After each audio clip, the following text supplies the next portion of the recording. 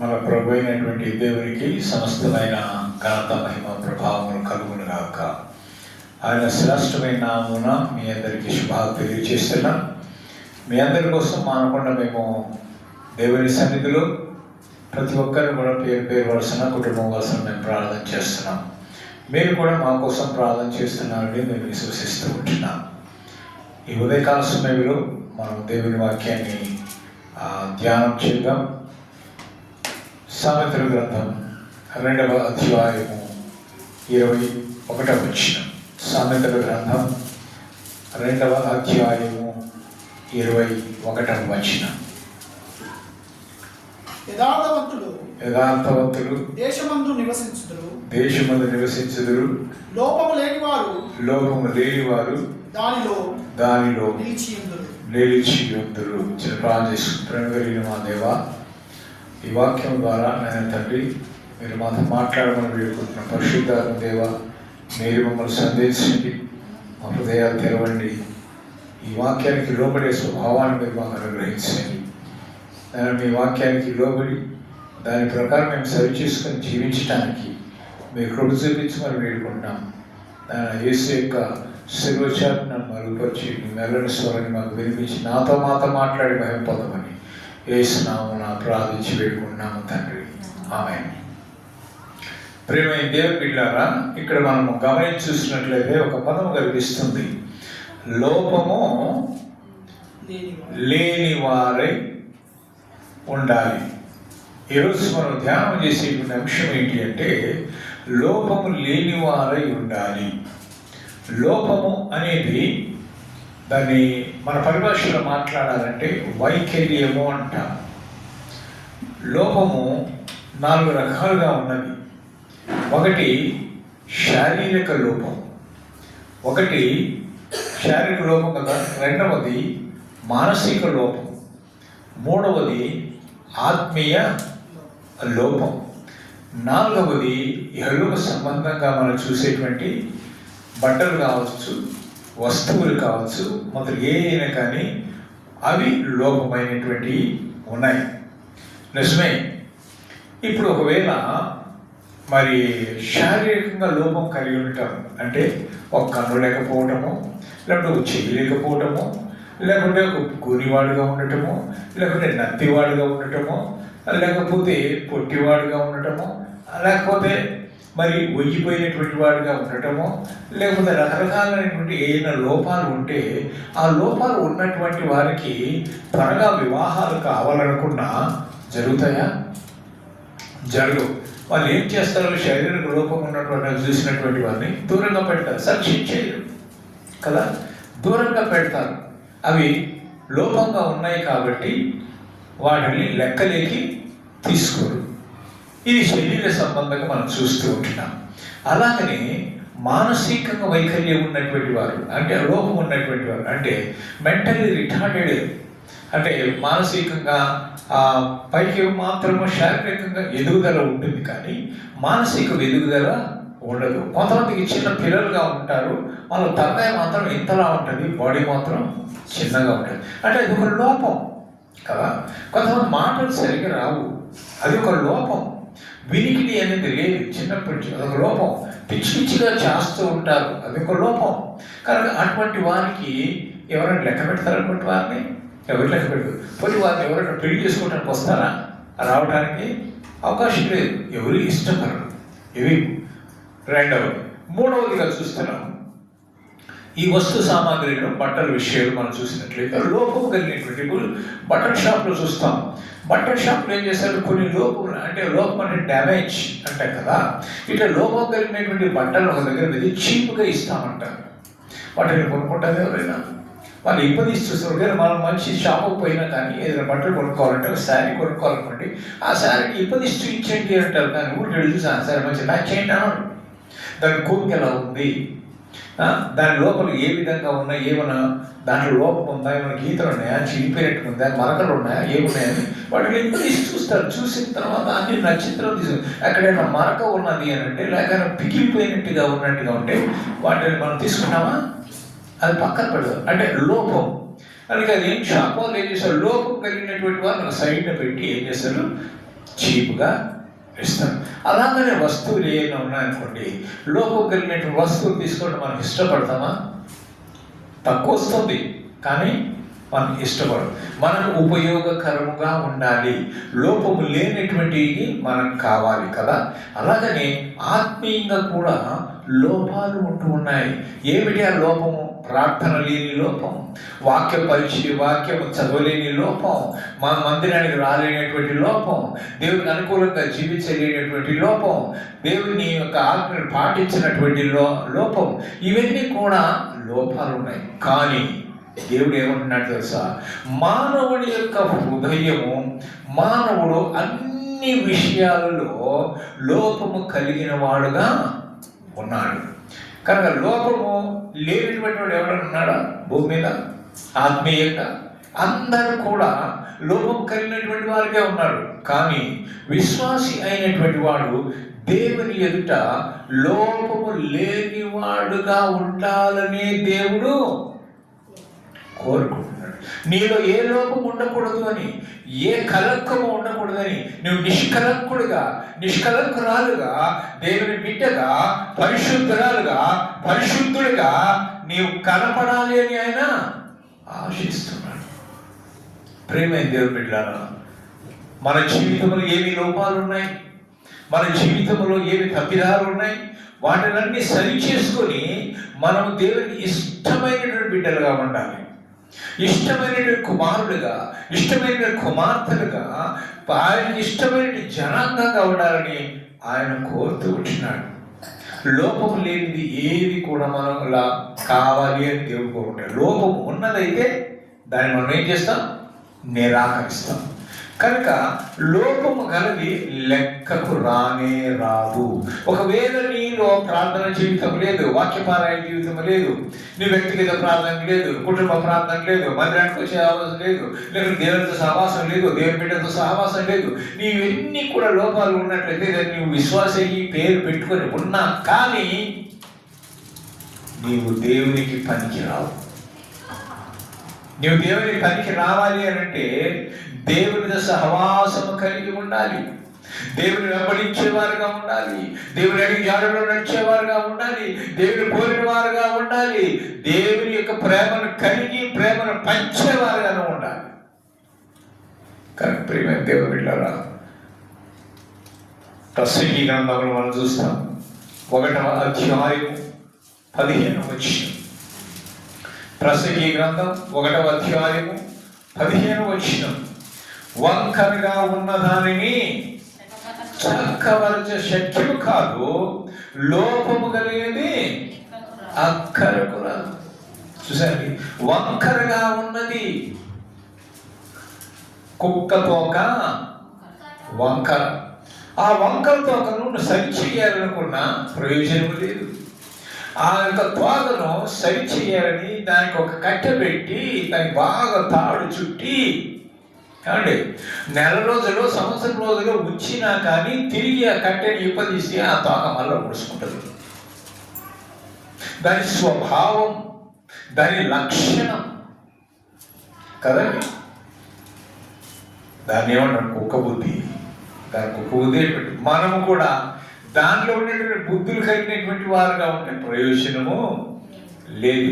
కుక్క బుద్ధి ఎటువంటిదంటే ఒకసారి తిని అది కక్కివేసిన దాన్ని విసర్జించకుండా, కక్కివేసిన దాన్ని అసహించుకోకుండా తిరిగి తినేటువంటి బుద్ధి కలిగినటువంటిది కుక్క. అలాగనే కొంతమంది విశ్వాసులు కూడా కుక్క బుద్ధి కలిగి ఒకసారి దేవుని అంగీకరించి దేవుని విశ్వాసం వచ్చి యేసు ప్రభు యొక్క రక్తములో కడగబడి లోకములో ఉన్నదానిని అందులో ఉన్నదాన్ని అందరూ విసర్జించి వేరే జీవితమని జీవిస్తూ మళ్ళీ ఏం చేస్తున్నారు? కుక్క వాంతి తిరిగినట్టుగా లోకములో కలిసిపోయి దేవునికి దూరం అయిపోయి ఎక్కడికి పోతున్నారు? నరకానికి పోతూ ఉన్నారు. అట్టి వంకర బుద్ధి కలిగినటువంటి వారికి ఎన్ని హెచ్చరికలు చేసినా, ఎంతమంది సేవకులు బోధించినా, ఎన్ని విధాలుగా వారిని సరిచేయాలని ప్రయత్నం చేసినా వారు మారకపోతే అట్టి వారిని మార్చుట శక్యమో కాదు. ఎన్నిసార్లు చెప్పినా విన్నటువంటి వాడికి హఠాత్తుగా వారికి ఏం కలుగుతుంది? నాశనం. నువ్వు నశించిపోతావయ్యా. నువ్వు నశించిపోకుండా ఉండాలని దేవుడు కోరుతున్నాడు. నువ్వు మారు మనసు పొందు, నీ జీవితాన్ని మార్చుకో, నీ బ్రతుకును మార్చుకో, నీ తలంపులు మార్చుకో, నీ ఆలోచనలు మార్చుకో, నీలో ఉన్నటువంటి లోపాలన్నీ తీసివేసి పరిశుద్ధులుగా ఉన్నాయా అని దేవుడు కోరుతూ ఉంటే, ఎన్నిసార్లు చెప్పినా, దైవ సేవకులు ఎంతమంది వచ్చి నీకు హెచ్చరిక చేసినా నీవు మారకపోయి నీ హృదయాన్ని కఠినము చేసుకొని నీకు దేవునికి దూరంగా జీవించినట్లయితే, లోకం వైపు ఆకర్షితుల వైపు, లోకంలో ఉన్న వాటిని ప్రేమిస్తూ లోకానుసారంగా జీవిస్తూ అదే సర్వం అనుకొని, అదే సంతోషం అనుకొని, అదే లోకం అనుకొని, అదే స్వర్గం అనుకొని నీవు జీవిస్తూ ఉంటే అట్టి వాటిని మార్చడానికి శక్యమో కాదు. అట్టి వారిని దేవుడు ఏం చేస్తాడు తెలుసా? అసహ్యించుకుంటాడు. నీ జీవితంలో ఏది దేవునికి అసహ్యంగా ఉందో, దేవునికి ఏది నీరు లోపంగా కనిపిస్తుందో దానిని ఏమి చేయాలి? తీసివేసుకోవాలి. మానవుని యొక్క హృదయము లోపము కలిగినటువంటి హృదయం అండి. లోపము కలిగినటువంటి హృదయాన్ని దేవుడు అన్ని హృదయాన్ని పరిశీలించాడు. లోపం కలిగిన హృదయాన్ని చూస్తాడు, మంచి హృదయాన్ని కూడా ఆయన పరిశీలన చేసి చూస్తాడు. ఆయన హృదయములను అంతరింద్రియములను పరిశీలించేటువంటి నీతి గల దేవుడు. యోబు ఏమంటాడో తెలుసా? యోబు గ్రంథం 10వ అధ్యాయము 13వ వచనం. యోబు గ్రంథం 10వ అధ్యాయము 13వ వచనం. అయినను నా లోపమును గూర్చి నీవు నీ హృదయం, అంటే ఎవరి హృదయంలో? దేవుని హృదయంలో ఆలోచించినవి, ఈ అభిప్రాయము నీ గుండెనని నేను ఎరుగుదును అని చెప్తున్నాడు. ఈ వచనములో యోబు దేవునితో తన వేదనను వ్యక్తం చేస్తున్నాడు. దేవుడు తనను ఎంత అద్భుతంగా సృష్టించి ప్రాణాన్ని కాపాడి తనలో ఉన్న చిన్న చిన్న లోపాలని లేదా తప్పులను శిక్షించాలనే ఉద్దేశం దేవుడు కలిగి ఉన్నాడు అని చెప్పి ఆయన భావిస్తూ ఉన్నాడు. అంటే దేవుడు తనను కనిపెడుతూ ఏ పొరపాటు చేసినా కానీ ఆ పొరపాటు తగినటువంటి శిక్షను విధించడానికి దేవుడు సిద్ధంగా ఉన్నాడు అని యోబు యొక్క బాధ. ఆ బాధతో అయ్యా నాలో ఏమున్నది దేవాలను పరిశోధించి నా హృదయమును తెలుసుకో అంటున్నాడు. నేను ఏం పాపం చేశాను, నా దోషం ఏముందో నాకు బయటపెట్టు, నాకు చూపించు, నేను సరి చేసుకుంటా. ఈరోజు నేను కూడా ఆ విధంగా అడగాలి దేవుని సన్నిధిలో. ప్రభువా, నేను మానవుణ్ణి, మంటి పురుగును, లోకంలో ఉంటున్నాను, లోకంలో సంచరిస్తున్నాను, లోకంలో ఉన్నవన్నీ కూడా నా మీద దాడి చేస్తున్నాయి. నా మీద దాడి చేసిన ఆవరించి దాన్ని వశపరుచుకోవాలని ఎన్నో విధాల సాధారణ ప్రయత్నం చేస్తూ ఉంటే వాటన్నిటి నుంచి కూడా నన్ను విడిపించగల శక్తి కలిగిన దేవుడు కాబట్టి నేను లోపం లేకుండా నీకు పరిశుద్ధులుగా నీ సన్నిధిలో నేను కనపడాలి అని ఆశ కలిగినటువంటి వారు మనము ఉండాలి. ఉందానిగా కోరిక? ఏదో మామూలుగా వస్తున్నాం, ఏదో ప్రార్థనలు పాల్గొంటున్నాం, ఏదో ప్రార్థన చేస్తున్నాం, వాక్యం చదువుతున్నాం, పరిచర్య చేస్తున్నాం, అన్నీ చేస్తున్నాం. కానీ మన హృదయం దూరంగా పెట్టుకుని దేవునికి మనం ఎన్ని చేసినా అది వ్యర్థమే. నీవు చేసిన మంచి క్రియల్ని కూడా ఏమైపోతుంది తెలుసా? బూడిదలో పోసిన పన్ని. కానీ ప్రియమైన దేవుడా, మన హృదయము చాలా ఘోరమైన వ్యాధి కలిగినటువంటి. చూడి, కీర్తన కాడంటాడు 139వ కీర్తన 23వ వచనం, 24వ వచనం. 139వ కీర్తన 23వ వచనం, 24వ వచనం. నన్ను పరిశోధించి నా హృదయములో తెలుసుకొనుము, నన్ను పరీక్షించి నా ఆలోచన తెలుసుకొనుము.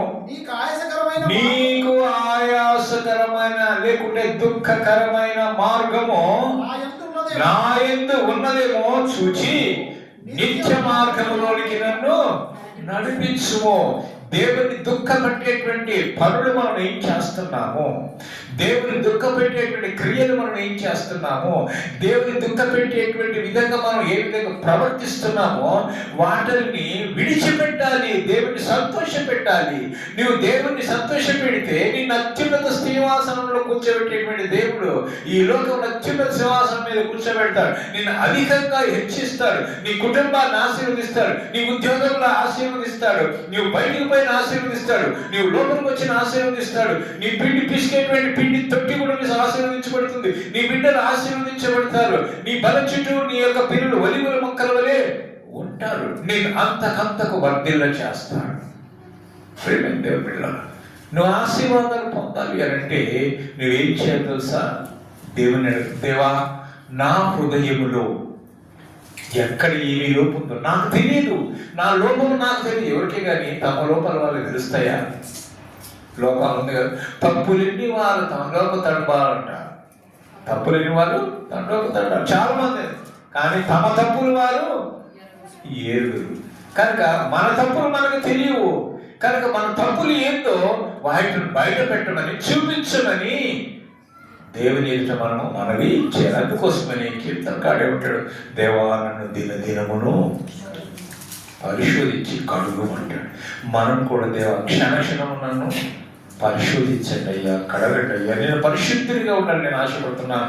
కానీ శరీరంలో ఉండే లోక ఆశలన్నీ కూడా నన్ను బంధించాలని నీ నుంచి దూరం చేయాలని ప్రయత్నం చేస్తున్నప్పటికీ కూడా నీ శక్తి ద్వారా వాటిని జయించడానికి నాకు సహాయము చేయి.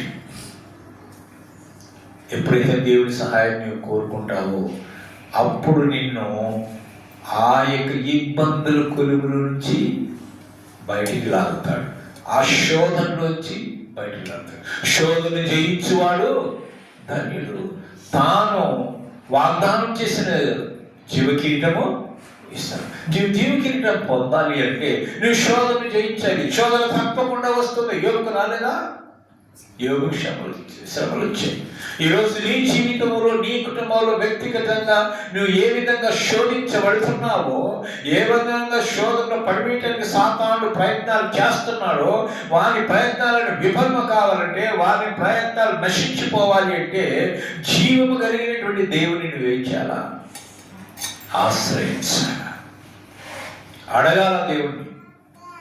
కానీ ప్రేమ దేవుని బిడ్డలారా, దుఃఖకరమైనది, ఆయాసకరమైనటువంటిది ఏదైనా మనలో ఉంటే వాటిని సరిచేయమని దేవుని అడగాలి. ఎందుకు అంటే మన హృదయము చాలా చెడ్డది కాబట్టి. ఇర్మీయా 17:9 ఏం చెప్తున్నాడు? హృదయం అన్నిటికంటే మోసకరమైనది, అది ఘోరమైన వ్యాధి కలది అంటాడు. దాన్ని గ్రహింపగలవాడెవడు? దాన్ని శోధింపగలిగిన వాడెవడు? దాన్ని శుద్ధి చేయగలిగిన వాడెవడు? దాన్ని బాగుపరచగలిగిన వాడెవడు అంటే హృదయములంతటిని పరిశీలించే నీతి గల దేవుడు ఒక్కడు మాత్రమే అది యేసయ్య చేయగలుగుతాడని మీకు జ్ఞాపకం చేస్తున్నాను. కనుక ప్రేమైన దేవుని బిడ్డలారా, మన జీవితాన్ని ఏం చేయాలా? మన లోపాలన్నీ కూడా సరి చేసుకోవాలి. అపవిత్రతలో నుంచి పవిత్రతలోనికి రావాలి. మనం పవిత్రులుగా ఉన్నాము అనుకుంటే పొరపాటే. మనం పవిత్రులుగా ఉన్నాము అవకాశం లేదు, ఎందుకంటే ఈ లోకం ఉన్నాం. కనుక పవిత్రత కలిగి ఉండటానికి పవిత్ర దినదినములు నన్ను కడుగుము అంటాడు కదా. అంటే దినదినములు మనం ఏం చేయాలా? పవిత్రపరచుకోవాలి దేవుని యొక్క రక్తంలో. మనం ప్రతిదినము కూడా మన దేహాన్ని పవిత్రంగా చేసుకుంటాం కదా, ప్రతిదినం స్నానాలు చేస్తాం కదా, బాగా రుద్దుకుంటాం కదా. మరి ఎందుకు మనం రుద్దుకుంటున్నాం? ఎందుకు రోజు రుద్దుకుంటాం? పొద్దున కూడా స్నానం చేస్తాం, సాయంకాలం కూడా స్నానం చేస్తాం. ఎంత రుద్దినా కానీ ఏమొస్తుంది? మట్టి వస్తూనే ఉంటుంది కదా. అలాగనే ప్రతి దినము కూడా మనలో ఉండేటువంటిది ఏదో ఒక లోపం. ఆ లోపాలన్నింటినీ సరి చేసుకుని ఏ విధంగా దేహాన్ని కడుక్కుంటామో మన హృదయాన్ని దేవుని సన్నిధిలో అనుక్షణము కడగమని అడిగేటువంటి వారంగా ఉండాలి. పవిత్రులుగా చేయమని అడగాలి. తీతు పత్రిక 1:15. తీతు పత్రిక 1:15. పవిత్రులకు అన్నియు పవిత్రములే కానీ అపవిత్రులకు అవిశ్వాసులకును ఏది అపవిత్రమైనది కాదు. వారి మనస్సును వారి మనస్సాక్షియు అపవిత్రపరచబడి ఉన్నది అంటాడు. అంటే బైబిల్ ప్రకారం మనం చూసినట్లయితే అపవిత్రమైన క్రియలు ప్రధానంగా 2 వర్గాలుగా వర్గీకరించబడి ఉన్నాయి. పాత నిబంధనలో ఆచారపరమైనటువంటి అపవిత్రత, రెండవది కొత్త నిబంధనలో హృదయపూర్వకమైనటువంటి అపవిత్రత, అంటే నైతిక అపవిత్రత. నైతిక అపవిత్రత అంటే హృదయములో నుండి వచ్చేటువంటి మాటల ద్వారా, తలంపుల ద్వారా. హృదయం దేంతో నింపబడిందో అదే నోటి ద్వారా బయటికి వస్తాయి. యేసు ప్రభువు వారు ఏమన్నంటే, మనిషి బయటి వస్తువుల చేత అపవిత్రుడు అవటం లేదు, కానీ ఆ మనిషి యొక్క హృదయములో నుండి వచ్చేటువంటి ఆలోచనల ద్వారా అపవిత్రత కలుగుతుంది అని చెప్పి దేవుడు చెప్తున్నాడు. కనుక అపవిత్రత అనేది దేవుడికి ఇష్టం లేదు. ఎందుకంటే దేవుడు పవిత్రుడు. పవిత్రం అంటే పరిశుద్ధత.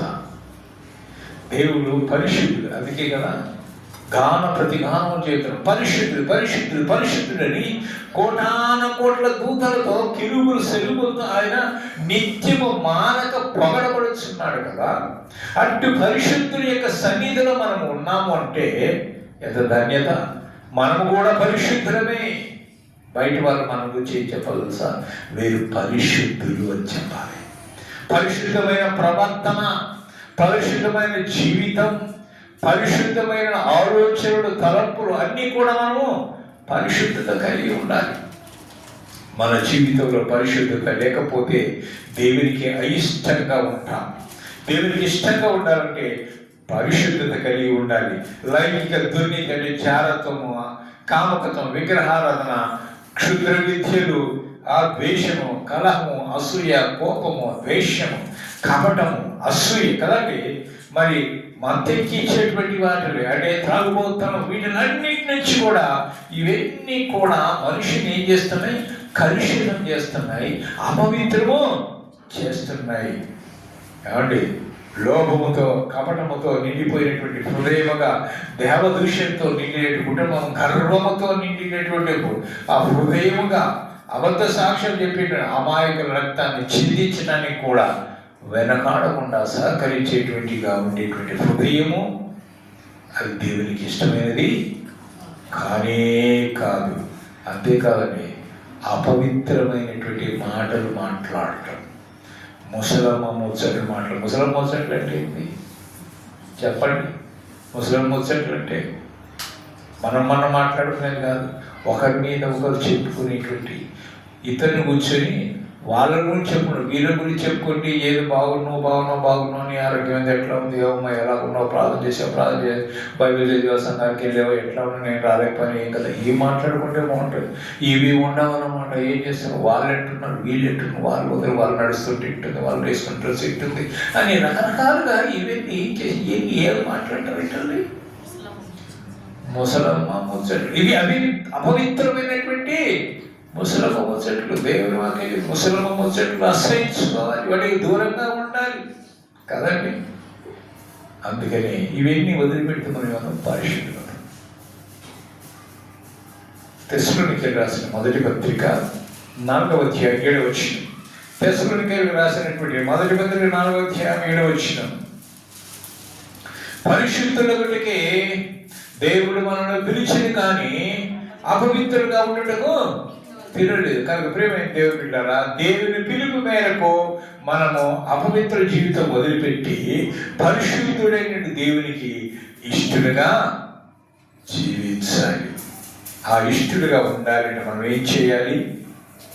మొదటి యోహాను పత్రిక 1వ అధ్యాయం 9వ వచనం చెప్తుంది, మనము మన పాపములను ఒప్పుకొనిన ఎడల ఆయన నమ్మదగిన వాడును నీతిమంతుడును కనుక ఆయన మన పాపములను క్షమించి సమస్తమైనటువంటి దుర్నీతి నీతి నుంచి మనల్ని ఏం చేస్తాడ? పవిత్రుడుగా చేస్తాడు. ఎలా పవిత్రుడుగా చేస్తాడు? యేసు యొక్క రక్తము ప్రతి పాపం నుండి మనల్ని పవిత్రుడుగా చేయును. చూడండి, ఆయన రక్తంలో శక్తి ఉంది కనుక పాపాలు క్షమించేటువంటి శక్తి ఉంది, శుద్ధీకరించేటువంటి శక్తి ఉంది. సబ్బు రాసుకుంటే పాపం పోదు, క్షీరాలు రాసుకుంటే పాపం పోదు, నీళ్ళలు మునిగితే పాపం పోదు, వెంట్రుకలు తీసేసుకుంటే పాపం పోదు, మనం ఆభరణాలు తీసేస్తే పాపం పోదు. పాపం పోవాలంటే ఏం చేయాలి? యేసు రక్తము కడగబడాలి. పరిశుద్ధమైనటువంటి యేసు రక్తం, నిష్కలంకమైనటువంటి యేసు రక్తంతో కడగబడాలి. సామెతల గ్రంథం 28వ అధ్యాయం 13వ వచనం ఏం చెప్తుందంటే, తన అతిక్రమములను దాచిపెట్టువాడు వర్ధిల్లడు. మరి వర్ధిల్లంటే ఏం చేయాలంట? వాటిని ఒప్పుకొని విడిచిపెట్టువాడు కనికరము పొందును. కనుక ప్రేమ దేవుని బిడ్డలారా, ఈ వచనాల ద్వారా మన హృదయాన్ని సరి చేసుకోవడానికి మరియు దేవుని క్షమాపణ పొందడానికి ఈ వచనాలు మనకి మార్గనిర్దేశకమవి చేస్తూ ఉన్నాయి. ప్రేమ దేవుని బిడ్డలారా, లోపము లేని వారుగా ఉండాలి అని దేవుడు కోరుతున్నాడు. మరి లోపము లేని వారిలో ఉండేటువంటి లక్షణాలు ఏంటో తెలుసా? మొదటిగా వాళ్ళు చేసే పని ఏంటంటే, మీకు మనసుకు ఒక 3 మాత్రమే ముందు పెడతాను. అవి ఏంటి అంటే, ప్రవర్తన విషయంలో చాలా జాగ్రత్తగా ఉంటారు. లోపము లేనటువంటి వారు ఎట్లా ఉంటారు? తమ ప్రవర్తన విషయంలో చాలా జాగ్రత్తగా ఉంటారు. ప్రసంగి గ్రంథం 5వ అధ్యాయం 1వ వచనం చెప్తాడు. ఏమంటాడు చూడండి. ప్రసంగి గ్రంథం 5వ అధ్యాయం 1వ వచనం, నీవు దేవుని మందిరమునకు పోవునప్పుడు నీ ప్రవర్తన జాగ్రత్తగా. దేవుని సన్నిధికి వస్తున్నాము అంటే ఎటువంటి ప్రవర్తన కలిగినటువంటి వారుగా వస్తున్నాం, ఎటువంటి ఆలోచన కలిగినటువంటి వారుగా వస్తున్నాం, ఎటువంటి తలంపులు కలిగినటువంటి వారుగా వస్తున్నాం. ప్రవర్తన జాగ్రత్తగా ఉండాలి. తన ప్రవర్తన కాపాడుకోవాలి. You should protect our character. మన శీలమును కాపాడుకోవాలి. కాబట్టి ముఖ్యమే. డబ్బులు సంపాదించుకోవటం, ప్రభావ యొక్క క్యారెక్టర్ పోయిందనుకోండి, ప్రయోజనం ఏమైనా ఉందా? అన్నీ నాశనం అయిపోయినట్టు. పోయిన వాటిని ఏది? డబ్బు పోతే సంపాదించుకోవచ్చు, ఆస్తి పోయి సంపాదించుకోవచ్చు, కానీ మన క్యారెక్టర్ పోతే దాన్ని మనం సంపాదించుకోలేం. కష్టపడి మంచి పేరు సంపాదించుకోవడానికి కొన్ని సంవత్సరాలు పడుతుందండి. కానీ చెడ్డ పేరు సంపాదించుకోవటం ఎంత పడుతుంది? ఒక సెకండ్. ఇంతకాలం కష్టపడిందల్లా ఒక్క సెకండ్లో ఏమైపోతుంది? నాశనం అయిపోయినట్టే కదా. ఇంత శ్రమ అంతా వ్యర్థమైపోతుంది. కానీ జాగ్రత్త కలిగి మన ప్రవర్తన జాగ్రత్తగా చూసుకోవాలి. కానీ ప్రియమైన దేవుళ్ళారా, మరి మందిరానికి వస్తున్నటువంటి మీరు, లేక ఉద్యోగంలో చేస్తున్నటువంటి మీరు, ఏదైనా కంపెనీలో చేస్తున్నటువంటి మీరు, లేక ఏదైనా వ్యాపారం చేస్తున్నటువంటి మీరు, వారి మధ్య, అన్ని జనుల మధ్యలో నీ యొక్క ప్రవర్తన ఎలా ఉంది? ఒకసారి ఆలోచించేయండి. నీ ప్రవర్తన బట్టి అక్కడ తెలిసిపోతుంది నీవు ఎటువంటి వ్యక్తిగా. భార్య ప్రవర్తన బట్టి వాక్యం లేకుండానే భర్త మార్చబడవచ్చు అని బైబిల్లో ఉంది. మన ప్రవర్తన దేవునికి అంగీకారముగా ఉండాలి. మన ప్రవర్తన ఏ విధంగా ఉంది? జాగ్రత్తగా గమనించండి. మన ప్రవర్తన ఇతరులకు ఎలా ఉండాలి? మాదిరికరముగా ఉండాలి. తిమోతికి రాసిన మొదటి పత్రిక 4వ అధ్యాయం 11-12 వచనాలు. తిమోతికి రాసిన మొదటి పత్రిక 4వ అధ్యాయం 11-12 వచనాల్లో మనం చూసినట్లయితే, ఈ సంగతులను ఆజ్ఞాపించి నీ యవ్వనమును బట్టి ఎవడను నిన్ను తృణీకరింపబడదు. ఎవరిని తృణీకరింపకుండా గాని మాటలోను ఏం చేయాలంట? మాటలోను, ప్రవర్తనలోను, ప్రేమలోను, విశ్వాసములోను, పవిత్రతలోను విశ్వాసులకు మాదిరిగా ఉండాలి అని దేవుడు జ్ఞాపకం చేస్తున్నాడు. మనం మాదిరిగా ఉన్నామా? యేసు ప్రభువారు మనకు మాదిరి చూపించిపోయాడు కదా. అపోస్తలుడు పౌలు ఏమంటాడు? నేను క్రీస్తుని పోలి నడుచుకున్న ప్రకారము మీరు నన్ను పోలి నడుచుకోండి. ఇంకో భాగం అంటాడు, నేను క్రీస్తుని పోలి నడుచుకోండి అంటాడు. మన మాదిరి ఎవరు? Who is our role model? ఎవరు మాదిరి మనకు? యేసే మన మాదిరి. ఆయన చూపించిన మార్గములో, ఆయన మాదిరిగా, ఆయన వలి, ఆయనలాగా అని పర్యాయ పదాలు కదండి. అలాగా మనం ఉండాలి. అచ్చమైన మన పిల్లలు చూసి ఉంటారు, అబ్బా నేను చూసి వాళ్ళ నాయన్ని చూసినట్టే ఉంది, నేను చూసి వాళ్ళ అమ్మని చూసినట్టు ఉంది, అబ్బా అచ్చ ముద్ర కొట్టినట్టే ఉంది కదా. పుట్టిన వెంటనే చూసి అబ్బా ముద్ర కొట్టినాడు అబ్బా. కొంతమంది అంటారు, అరే ముద్ర పుట్టినాడు రా, అది తొందర వాళ్ళ నాయన పోతాడు రా, లేక ముద్ర పుట్టినట్టు తొందర వాళ్ళ అమ్మ పోద్దిరా. అవునా? ఒకరు అంటారు లేదు, అచ్చు గుర్తినట్టు కాబట్టి అది అబ్బా జిరాక్స్ కాపీ అంటారు. అవునా కదా? కానీ ప్రేమ దేవుడు గారు, మనం జిరాక్స్ కాపీ అంటే దేవుని యొక్క జిరాక్స్ అయిపోవాలి. ఏమైపోవాలా? దేవుని యొక్క జిరాక్స్. అంటే దేవుడు ఎట్లా ఉన్నాడో మనం కూడా ఆ విధంగా లక్షణాలు కలిగి ఉండాలి. అది ఒకటో లక్షణం. రెండవ లక్షణము, వారు పలికేటువంటి మాటల విషయంలో చాలా జాగ్రత్తగా ఉంటారు. ఒకటేమో ప్రవర్తన విషయంలో, రెండవదేమో మాటల విషయంలో జాగ్రత్తగా ఉంటారు. ఎఫెసీయులకు రాసిన పత్రిక 5వ అధ్యాయము 4వ వచనం. ఎఫెసీయులకు రాసిన పత్రిక 5వ అధ్యాయం 4వ వచనం ఏమి హెచ్చరిక చేస్తుందో చూడండి. మనము కృతజ్ఞతావచనమే ఉచ్చరింపవలని కానీ బూతులైనను, పోకిరి మాటలైనను, సరస్వతులైనను ఉచ్చరింపకూడదు. ఇవి మనకు తగవు. చూసండి, అవి మనకు తగనే కాదు.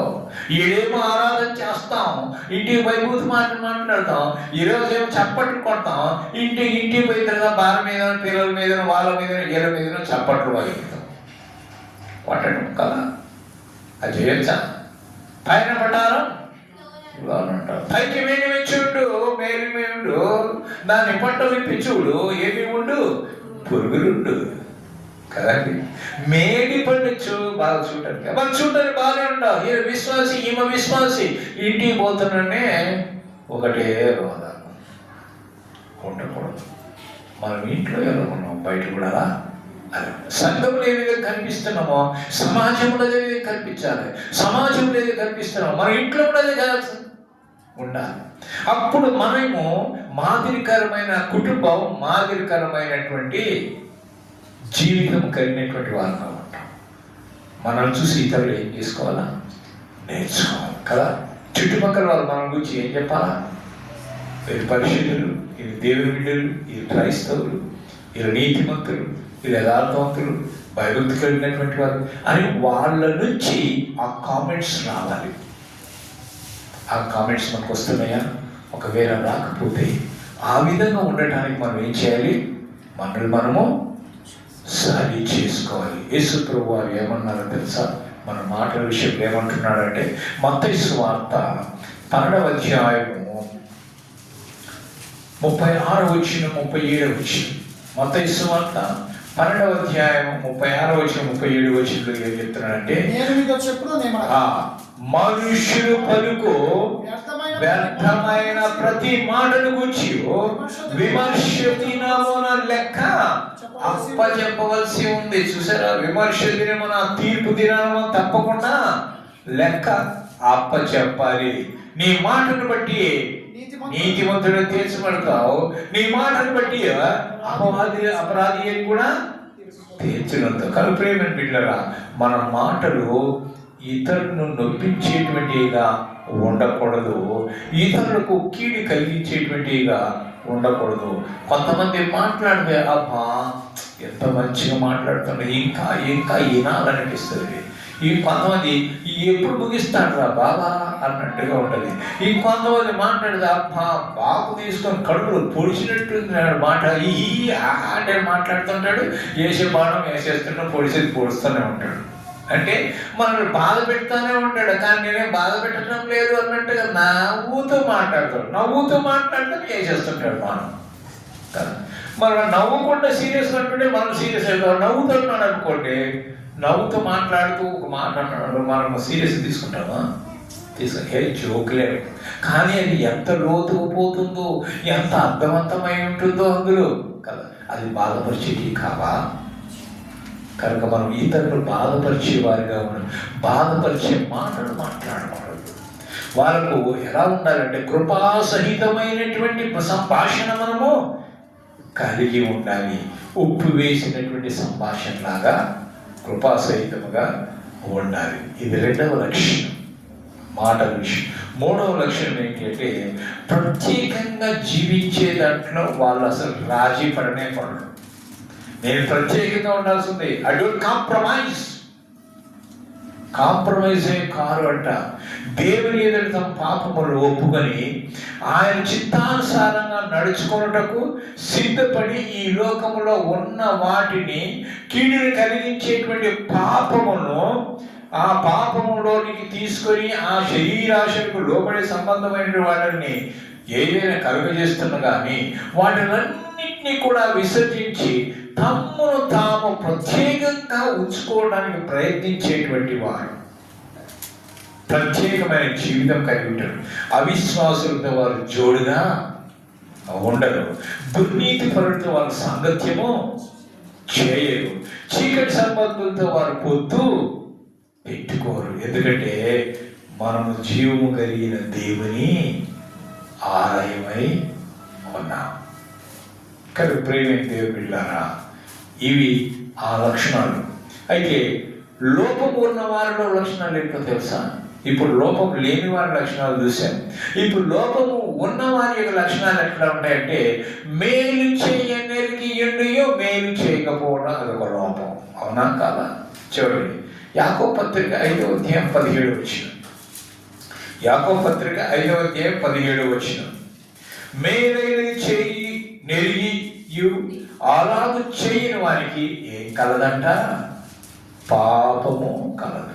నీ చేతనైన సహాయం చేయి. అది మాట సహాయం కావచ్చు, చేతుల సహాయం కావచ్చు, ఆర్థిక సహాయం కావచ్చు. నీ దగ్గర సహాయం చేయడం అడిగడానికి వచ్చినడికి నో అని చెప్పదు. నీ చేతనైనంత సహాయం చేయి. అతను రోగంలో ఉన్నాడా? సహాయం చేయి. అతని ఇబ్బందిలో ఉన్నాడా? సహాయం చేయి.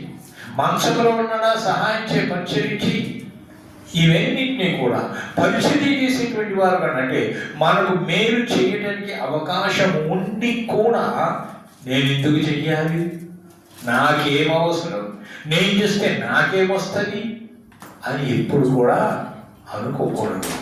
మనము మేలు చేస్తే మేలుకు తగినటువంటి ఆశీర్వాదం దేవుడు మనకు, మన కుటుంబానికి ఏదో విధంగా ఎప్పుడో ఒకగా నువ్వు అనుకోలేదుగా నీ అవసరంలో ఉన్నప్పుడు, నీ ఇబ్బందిలో ఉన్న, కష్టంలో, నీ నష్టంలో, నీ రోగంలో ఉన్నప్పుడు తప్పకుండా దేవుడు నీకు సహాయం చేశాడు. రోగశయ్య మీద ఆయన నిన్ను ఆదుకొని లేపేస్తాడు. ఎందుకంటే నీవు బీదలను కటాక్షించావు, అవసరంలో ఉన్నవారిని నువ్వు ఆదుకున్నావు. కనుక అటువంటి లక్షణం ఉండాలి. కానీ లోపం ఉన్న వారిలో వాళ్ళకి ఏమి ఉండదంట? మేలు చేసే మనస్సు ఉండదు. రెండవది ఏంటంటే తెలుసా? దేవుడిని ఎరిగి ఉండియో ఆయన దేవునిగా ఆయన మహింపరచనట. ఆయనకి ఇవ్వాల్సినటువంటి ఘనత ఆయన చెల్లించనంట. చూడండి, రోమీయులకు రాసిన పత్రిక 1వ అధ్యాయము 21వ వచనం. రోమీయులకు రాసిన పత్రిక 1వ అధ్యాయం 21వ వచనం. దేవుని ఎరిగి ఆయన దేవునిగా మహింపరచలేదు, స్తుతులు చెల్లింపలేదు, కానీ తమ వాదముల యందు వ్యర్థులైరి. వారు వాదాలు పెట్టుకునేటువంటి వారుగా ఉంటాడు. దేవుడు నాకు ఏం చేశాడు, నేను ఎందుకు స్తుతించాలి, దేవుడు నాకు ఏం మేలు చేశాడు, నేను ఎందుకు చర్చికి రావాలి అని అంటూ దేవుడిని మహింపరచకుండా, దేవుడికి జీవం ఇచ్చాడు, ప్రాణం ఇచ్చాడు, ఉద్యోగం ఇచ్చాడు, కుటుంబం ఇచ్చాడు, సంసారం ఇచ్చాడు, నీకు సంపాదన ఇచ్చాడు, ఆరోగ్యం ఇచ్చాడు, అన్నీ ఇచ్చాడు. ఇచ్చినటువంటి దేవుడిని నీవు లెక్క పెట్టకుండా, నువ్వు ఎన్ని ఇచ్చిన దానికి దేవానికి స్తోత్రం అని చెప్పకుండా వాదిస్తూ ఉంటారు. నాకేం చేస్తాడు దేవుడు? వారి వాదనలు వాళ్ళు ఏమైపోయినారట? వ్యర్థులైపోయారు. మూడవ లక్షణం ఏంటో తెలుసా? పాపాన్ని విడిచిపెట్టుటకు బదులుగా దాన్ని దాచుకుంటారంట, దాన్ని కప్పుకుంటారు. పాపాన్ని ఒప్పుకునేదానికి బదులుగా వాళ్ళు ఏం చేశారు? కప్పుకుంటారు. ఒక పాపాన్ని కప్పుకోవడానికి మరి ఒక పాపం చేస్తారు. ఒక అబద్ధాన్ని కప్పిపుచ్చుకోవడానికి మరి ఒక అబద్ధం, ఆ అబద్ధాన్ని కప్పించుకోవడానికి ఇంకొక అబద్ధం. అంటే ఏమైపోతుంది? పెరుగుతూనే ఉంది. తగ్గుతుందా? పెరుగుతుంది కదా. అవును కదండి. పాపాన్ని విడిచిపెట్టిన బదులుగా పాపాన్ని కప్పుకుంటారు. అదే పని ఏం చేశారు? ఆదాము చేశారు. అవును కదా. ఆదాము ఏం చేశారు?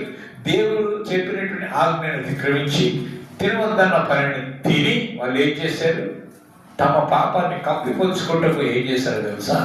తమ తప్పిని మనం కప్పిపుచ్చుకోవడం. ఒకరి మీద ఒకరి నింద. అయ్యా నువ్వు నాకు తోడుగా ఇచ్చావు కదా, ఆమె చెప్తే నేను తిన్నా, ఆమె ఏం చెప్పింది? పాప చెప్తే నేను తిన్నాను కదా. ఇట్లా ఒకరి మీద ఒకరు చెప్పుకోవడం. అయ్యా నేను తప్పు చేశాను, అవునయ్యా నువ్వు తినొద్దన్నావు, నేను తిన్నా, నేను తప్పు చేసిన, క్షమించాయంటే అయిపోయారు కదా. ఆ రోజు ఆ క్షణంలో నుండి ఈ యొక్క శాపము, ఈ పాపము, ఈ మరణం వచ్చేదా? వాళ్ళ పాపమును ఒప్పుకోకుండా కప్పుకొని ఒకరి మీద ఒకరు చెప్పుకున్నారు. అలాంటి లక్షణమా ఈ లోపము కలిగిన వారిలో ఉండే లక్షణం. ఎప్పుడే కానీ యథార్థంగా మనలో ఉండాలి, యథార్థ జీవితం ఉండాలి, యథార్థంగా మాట్లాడేవారుగా ఉండాలి. యథార్థత లోక విరుద్ధమే కాదని ఎవరేమనుకుంటే నేను చెప్పేది కరెక్టే చెప్తాను అనేటట్టుగా ఉండాలి. కానీ ఎవరినో మెప్పించాలని, ఎవరినో ఒప్పించాలని, ఏదో మనం మెప్పు పొందాలని మనము మాట్లాడేవారుగా ఉండదు. యథార్థంగా మాట్లాడాలి. యథార్థవంతుడు దేవునికి ఇష్టడు. మనం యథార్థులుగా ఉండాలి. క్రైస్తవులైనటువంటి విశ్వాసులైనటువంటి ఎలా ఉండాలా? యథార్థవంతులుగా ఉండాలి. అతిక్రమాలు దాచిపెట్టుకోకుండా యథార్థంగా ఒప్పేసుకోవాలి. అవును ప్రభా నేను పాపిని. శుకర్ ఏమన్నాడు? నేను పాపిని అన్నాడు కదా. ప్రార్థన చేసి దేవుడు సార్ ఆకాశం కరుణించడం ధైర్యం చాలా గుండె మాదుకుంటే ఏమన్నాడు? నేను అయ్యా నేను పాపిని నన్ను కదా. కానీ అలాగ మనం ఒప్పుకునేటువంటి వారుగా ఉన్నారు. సామెతల గ్రంథం 28వ అధ్యాయం 13వ వచనం. సామెతల గ్రంథం 28వ అధ్యాయం 13వ వచనం ఏమంటాడు తెలుసా? తన అతిక్రమమును దాచిపెట్టువాడు వర్ధిల్లడు, వాటిని ఒప్పుకొని విడిచిపెట్టువాడు కనికరం పొందుడు. కనుక మనము మన పాపం ఒప్పుకోవాలి అని దేవుడు జ్ఞాపకం చేస్తున్నాడు. 32వ కీర్తనలో 5వ వచనంలో కీర్తనకారుడు ఏమంటాడు అంటే, నేను నా దోషమును కప్పుకొనక నీ ఎదుట నా పాపమును ఒప్పుకొంటిని, నా అతిక్రమమును యెహోవా సన్నిధిలో ఒప్పుకొందునని నాలో నేను అనుకొంటిని. నీవు నా పాపం యొక్క దోషములను క్షమించాడు అంటాడు. ఈ వచనాలు పాపాన్ని దాచటము నాశనానికి దారి తీస్తుంది కదా. పాపం ఒప్పుకోకపోవడం వల్ల ఏమవుతుంది? నాశనానికి దారి తీస్తుంది. కానీ ఒప్పుకొని విడిచిపెట్టడం వలన మనం ఏం పొందుతాం? దేవుని దయ పొందే మార్గం అని స్పష్టంగా ఈ వచనం మనకి తెలియజేస్తుంది. కానీ ప్రేమ దేవుడు బిడ్డరా, మన పాపములను దాచుకోకుండా కప్పుకొనకుండా దేవుని సన్నిధిలో హృదయపూర్వకంగా మనం ఒప్పుకొని ఎడల ఆయన దయామయుడు, కృపామయుడు, జాలి కలిగినటువంటి దేవుడు, కరుణామయుడు కనుక మన పాపములను క్షమించి సమస్త దుర్నీతి నుంచి మనల్ని విడిపిస్తాడు.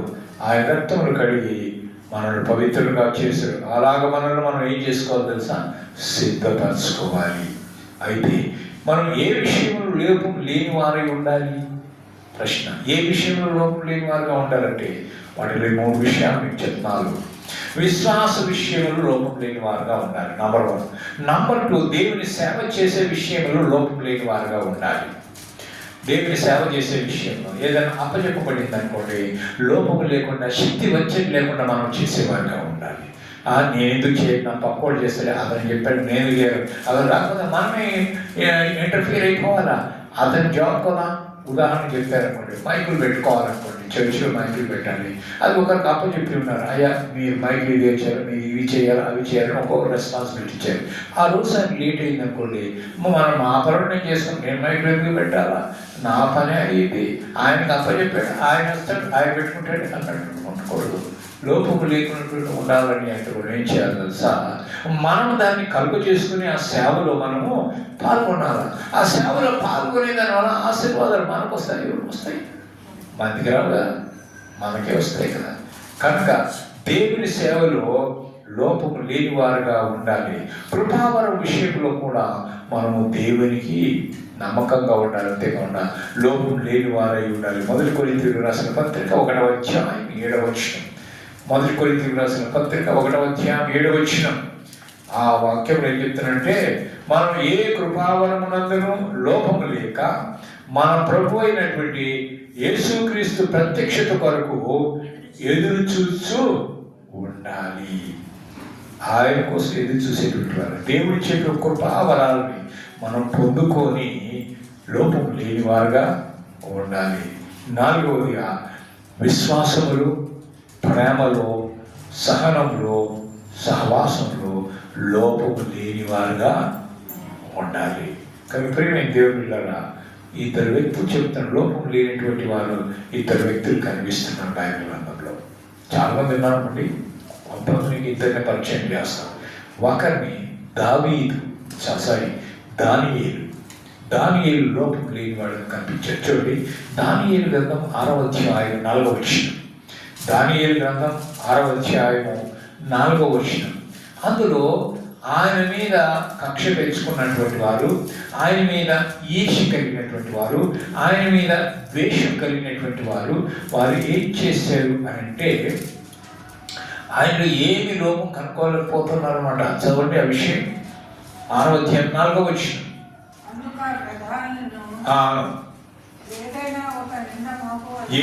ఎవరి మీద? దానియేలు మీద ఏదైనా ఒక లోపము మోపవలనని కనిపెడుతున్న సమయం కోసం. కానీ దానియేలు నమ్మకస్తుడై ఏ నేరమైనను ఏ తప్పైనను చేయవాడు కాడు. కనుక దానియేలులో తప్పైనను ఏ లోపమైనను కనుగొనలేకపోయేది. చూసారు ఎంత మంచి సాక్ష్యం. మనలో కూడా లోపాలు వెతికేటువంటి చాలా మంది ఉంటారు, అవునా కదా? లోపాలు వెతికే ఆ లోపమును వాళ్ళు ఆసరాగా చేసుకొని, అంటే ఆ వీక్నెస్ను ఆసరాగా చేసుకొని వాళ్ళని బాధ పెట్టడానికి ప్రయత్నాలు చేస్తారు, వాళ్ళు లొంగ తీసుకోవడానికి ప్రయత్నాలు చేస్తారు, ఆ వీక్నెస్ని బట్టి, కానీ ఆ లోపమును బట్టి. కనుక మనం లోపం లేని వారుగా ఉండాలి. దానియేలు లోపం లేని వారుగా ఉన్నట్టుగా కనిపిస్తున్నాడు. సరే, అయితే మనము లోపం లేని వారుగా దేవుని సభ్యులు కనిపించాలి. మనం దేవుని యొక్క సంఘమై ఉన్నాం. సంఘం అంటే ఆయన బిడ్డలు, ఆయన విశ్వాసం. ఈ సంఘానికి శిరస్సు ఎవరు? యేసుక్రీస్తు. కనుక ఈ సంఘమును దేవుడు ప్రేమించాడు. సంఘమును ప్రేమించి ఏం చేశాడంట? తన రక్తాన్ని సంఘం కోసం, అంటే దేవుని బిడ్డల కోసం ఆయన కార్చాడు. ఆ సంఘం కోసం తను తాను ఏం చేసుకున్నాడు? సమర్పించుకున్నాడు. ఎఫెసీయులకు రాసిన పత్రిక 5వ అధ్యాయం, ఎఫెసీయులకు రాసిన పత్రిక 5వ అధ్యాయం 25 నుంచి 27, 5వ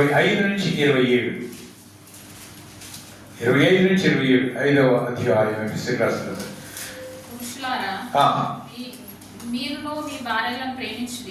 మీ భార్యను ప్రేమించుడి, అటువలే క్రీస్తు కూడా సంఘమును ప్రేమించి అది కలంకమైనను ముడతైనను అట్టిది ఏదైనను లేక పరిశుద్ధమైనదిగాను నిర్దోషమైనదిగాను మహిమగల సంఘముగాను ఆయన తన ఎదుట దాన్ని నిలబెట్టుకున్నానని వాక్యముతో ఉదక స్నానము చేత దాన్ని పవిత్రపరిచి పరిశుద్ధపరచుటకై ఏం చేశాడంటే దాని కొరకు తన్ను తాను అప్పగించాడు. అంటే సంఘం ఆయన రక్తములో కడగబడినటువంటి సంఘం, ఆయన రక్తములో శుద్ధీకరించబడినటువంటి సంఘం.